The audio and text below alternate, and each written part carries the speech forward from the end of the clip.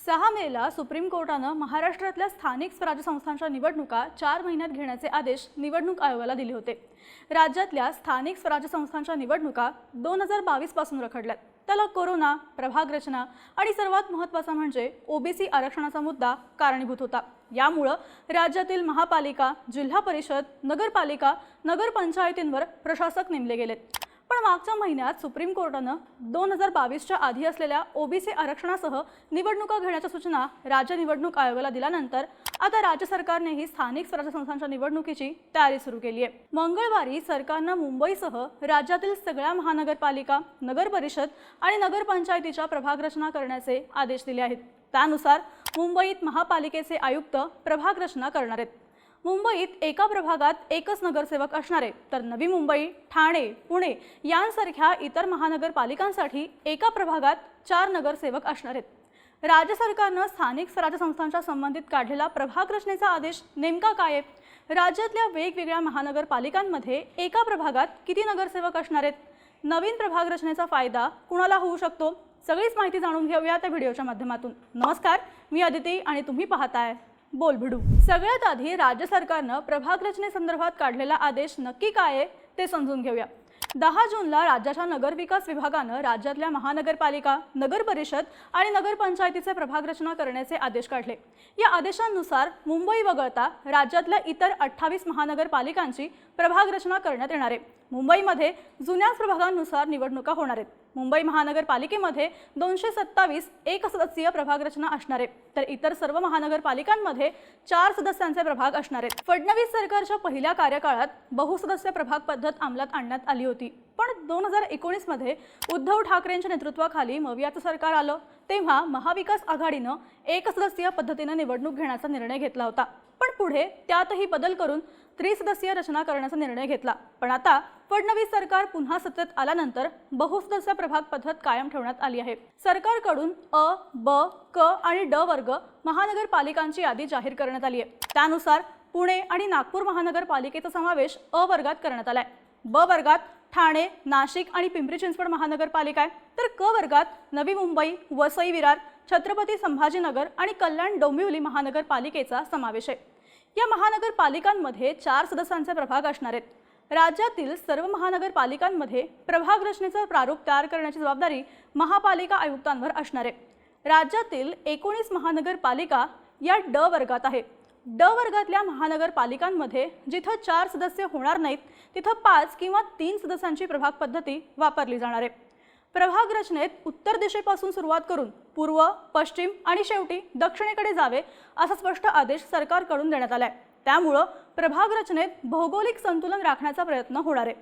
मनपा आयुक्तांनी तयार केलेला प्रभाग रचनेचा प्रस्ताव राज्य निवडणूक आयोगाकडे मान्यतेसाठी सादर केला जाईल। त्यानंतर त्याच्यावर नागरिकांकडून हरकती आणि सूचना मागवल्या जातील। या हरकतींवर सुनावणी केल्यानंतर अंतिम प्रभाग रचना आयोगाकडे सादर केली जाईल। सरकारच्या या प्रभाग रचनेच्या आदेशानंतर राज्यातल्या महत्त्वाच्या महानगरपालिकांमध्ये कसे बदल होतील आणि त्याचा फायदा नक्की कुणाला होईल हे समजून घेऊ। सुरुवात करू मुंबईपासून। मुंबई महानगरपालिका अधिनियम क्रमांक 43 नुसार मुंबई महापालिकेत निवडून द्यायची सदस्य संख्या ही 227 इतकी निश्चित करण्यात आली आहे। त्यामुळे मुंबईत 227 सदस्य आणि 227 प्रभाग हे निश्चित झालेत। मुंबईतल्या प्रत्येक प्रभागात एकच नगरसेवक असणार आहे। यात येणाऱ्या निवडणुकीत कोणताही बदल होणार नाहीये। मागच्या निवडणुकीत शिवसेनेचे 84 तर भाजपचे 81 नगरसेवक निवडून आले होते। शिवसेना फुटीनंतर होणाऱ्या मुंबई महानगरपालिकेच्या निवडणुकीत यंदा कोण बाजी मारणार याकडे राज्याचं लक्ष असणार आहे। पुणे महानगरपालिकेचा विचार केला तर 4 सदस्यीय प्रभाग रचनेमुळे पुण्यात नगरसेवकांची संख्या ही किमान 165 इतकी होऊ शकते। यामध्ये 4 सदस्यीय 39 तर 3 सदस्यीय 3 असे प्रभाग तयार केले जाऊ शकतात। पुणे महानगरपालिकेची 2011च्या जनगणनेनुसार लोकसंख्या 34,81,000 इतकी गृहीत धरण्यात आली आहे। राज्य सरकारनं 30 लाख लोकसंख्येसाठी नगरसेवकांची किमान संख्या 161 इतकी ठेवली आहे। तर या पुढच्या प्रत्येक 1 लाखांसाठी एक नगरसेवक अशी संख्या निश्चित करण्यात आली आहे। त्यात नगरसेवकांची संख्या ही 175 पेक्षा जास्त असू शकत नाही।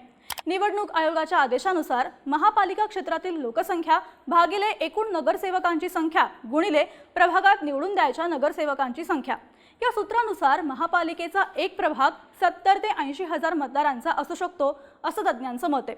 पुणे महापालिकेच्या 2017च्या निवडणुकीत 4 सदस्यीय प्रभाग रचनेचा सर्वाधिक फायदा हा भाजपला झाला होता। 162 पैकी भाजप आरपीआय युतीचे 97 नगरसेवक निवडून आले होते। पुणे आणि पिंपरी चिंचवड महापालिकांमध्ये भाजपची एक हाती सत्ता आली होती। पिंपरी चिंचवडमध्ये 4 सदस्यीय प्रभाग रचनेमुळे 34 किंवा 35 प्रभागांची निर्मिती होण्याची शक्यता आहे। 2017च्या निवडणुकीत पिंपरी चिंचवडमध्ये नगरसेवकांची संख्या 128 तर प्रभाग संख्या 32 इतकी होती। पिंपरी चिंचवडमध्ये वाढती लोकसंख्या विचारात घेऊन सदस्य संख्या 139 झाली आहे। त्यामुळे आता 139 सदस्य संख्या लक्षात घेऊन 34 किंवा 35 प्रभाग तयार होऊ शकतात। यामध्ये 34 प्रभागांमध्ये 4 सदस्य याप्रमाणे 136 सदस्य आणि एका प्रभागात 3 सदस्य अशी संभाव्य रचना होऊ शकते। नाशिक महानगरपालिकेची 2017ची निवडणूकही 4 सदस्यीय प्रभाग रचनेतच झाली होती। मागच्या निवडणुकीत 31 प्रभाग आणि सदस्य संख्या 122 इतकी होती। आता राज्य सरकारनं नव्याने 4 सदस्यीय प्रभाग रचना करण्याचे आदेश दिल्यानंतरही प्रभाग संख्या 31 आणि सदस्य संख्या 122 इतकीच असेल असंही बोललं जाते।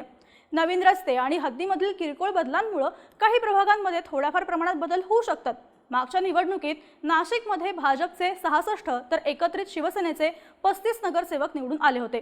मागच्या निवडणुकीत भाजपला या 4 सदस्यीय प्रभाग रचनेचा सर्वाधिक फायदा झाला होता। त्यामुळे यंदाही भाजपलाच याचा सर्वाधिक फायदा होऊ शकतो असंही सांगितलं जात आहे। नागपूरचं गणित बघितलं तर मागच्या निवडणुकीत नागपूर महापालिकेत 38 प्रभाग होते। त्यात सदस्यांची संख्या 151 इतकी होती। याआधी झालेल्या 2017च्या निवडणुकीतही नागपूरमध्ये 4 सदस्यीय प्रभाग पद्धत अंमलात आणण्यात आली होती। मागच्या निवडणुकीत भाजपनं नागपूर महापालिकेवर एक हाती सत्ता मिळवली होती। भाजपचे 108 नगरसेवक निवडून आले होते। यंदा वाढती लोकसंख्या विचारात घेऊन नागपूरमधील प्रभागांची संख्या ही 42 पर्यंत वाढू शकते असंही बोललं जात आहे। शेवटचा प्रभाग 3 किंवा 5 सदस्यीय असू शकतो। त्यामुळे आता वाढलेल्या लोकसंख्येच्या आधारावर नवीन प्रभाग रचना जाहीर करण्यात येईल, पण याचा सर्वाधिक फायदा भाजपलाच होऊ शकतो अशाही चर्चा आहेत। छत्रपती संभाजीनगर महापालिकेचा विचार केला तर तिथे पहिल्यांदाच प्रभागनिहाय निवडणूक होणार आहे। छत्रपती संभाजीनगरमध्ये 115 वॉर्ड असल्यानं 28 प्रभागांमध्ये 4 वॉर्ड असतील तर शेवटचा प्रभाग 3 वॉर्डचा असेल अशी शक्यता वर्तवली जाते। मागच्या वेळी संभाजीनगरमध्ये वॉर्ड निहाय निवडणुका झाल्या होत्या, तेव्हा त्यात एकत्रित शिवसेनेचे 29, MIM 25 आणि भाजपचे 23 नगरसेवक निवडून आले होते। राज्यात आतापर्यंत ज्या ठिकाणी प्रभाग रचनेनुसार निवडणुका झाल्या तिथं भाजपला चांगलं यश मिळालं होतं, पण शिवसेनेकडून मात्र वॉर्ड निहाय निवडणुका घेण्याचा आग्रह धरला जात होता। कारण छत्रपती संभाजीनगरमध्ये 115 वॉर्डपैकी 56 वॉर्ड हिंदू बहुल आहेत। त्या ठिकाणी शिवसेना आणि भाजपला चांगलं यश मिळालं होतं। 35 वॉर्डमध्ये मुस्लिम मतदार जास्त असल्यामुळे तिथं काँग्रेस आणि MIM अशी लढत होते, तर 15 वॉर्डमध्ये दलित मतदार निर्णायक ठरतात। मागच्या निवडणुकीत एकत्रित शिवसेनेला चांगलं यश मिळालं होतं, पण आता शिवसेनेत फूट पडली आहे। त्यात संभाजीनगरमधल्या निवडणुका पहिल्यांदाच प्रभागनिहाय होणार आहेत। त्यामुळे भाजपला यावेळी ॲडव्हान्टेज असल्याचंच बोललं जात आहे। अनेक वर्षांपासून सत्तेत असल्यामुळे राज्यातल्या महत्त्वाच्या शहरांमध्ये काँग्रेस आणि राष्ट्रवादी काँग्रेसचे अनेक स्थानिक नेते तयार झाले होते। या नेत्यांचा त्यांच्या वॉर्डात मोठा प्रभाव होता। त्यामुळे काँग्रेस आणि राष्ट्रवादीच्या नेत्यांचा हा प्रभाव मोडून काढण्यासाठी 2017मध्ये भाजपने 4 सदस्यीय प्रभाग पद्धत आणली। आता 4 सदस्यीय प्रभाग रचना केली तर प्रभागाची हद्द मोठी होते। 4 सदस्य असलेल्या प्रभागांना मिनी विधानसभा मतदारसंघाचं स्वरूप प्राप्त होतं। हद्द मोठी झाल्याने प्रचार करण्यात उमेदवारांना अनेक अडचणी येतात। अशा वेळी पक्षाची ताकद, चिन्ह आणि यंत्रणा असलेल्या पक्षाचे उमेदवार निवडून येण्याची शक्यता जास्त असते। भाजपने ही स्ट्रॅटेजी वापरत 2017मध्ये महानगरपालिकांच्या निवडणुकांना स्थानिक न ठेवता त्यांना पक्षीय स्वरूप देण्याचा प्रयत्न केला। त्याचा फायदा भाजपला पुणे, पिंपरी चिंचवड, नाशिक यांसारख्या महानगरपालिकांमध्ये झाला। त्यामुळेच 4 सदस्यीय प्रभाग रचनेचा भाजपला फायदा होतो असा आरोप विरोधकांकडून करण्यात येतो। भाजपकडे केंद्र आणि राज्य दोन्हीकडे सत्ता असल्याने सगळी यंत्रणा वापरून निवडणूक लढवली जाते, ज्याचा फटका छोटे पक्ष आणि अपक्ष निवडणूक लढवणाऱ्यांना बसतो। त्यामुळेच यावेळी पुन्हा महायुतीचे सरकार असल्यामुळे 4 सदस्यीय प्रभाग रचना सरकारकडून करण्यात आली अशी टीकाही विरोधकांकडून होतीये। पण काही माध्यमांनी दिलेल्या बातम्यांनुसार एकनाथ शिंदेंची शिवसेना 3 सदस्यीय प्रभाग रचनेसाठी तर अजित पवारांची राष्ट्रवादी द्विसदस्यीय प्रभाग रचनेसाठी आग्रही होते। त्याला कारणही तसंच आहे। अजित पवारांसाठी पुणे आणि पिंपरी चिंचवड या 2 महापालिका फार महत्त्वाच्या आहेत।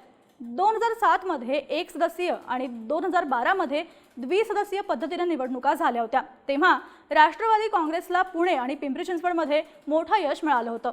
त्यामुळे अजित पवारांचा द्विसदस्यीय रचनेसाठी आग्रह होता असंही बोललं जातं। पण आता सरकारकडून 4 सदस्यीय पद्धतीचे आदेश काढले गेल्यानंतर महायुतीत या मुद्द्यावरून बेबनाव वाढणार का हे पाहणंही महत्त्वाचं असणार आहे. तुम्हाला काय वाटतं? 4 सदस्यीय प्रभाग रचना भाजपच्या फायद्याची आहे का? तुमची मतं आणि प्रतिक्रिया आम्हाला कमेंट करून नक्की सांगा आणि अशाच राजकीय घडामोडी विस्ताराने पाहण्यासाठी बोल बडूच्या YouTube चॅनलला नक्की सबस्क्राईब करा.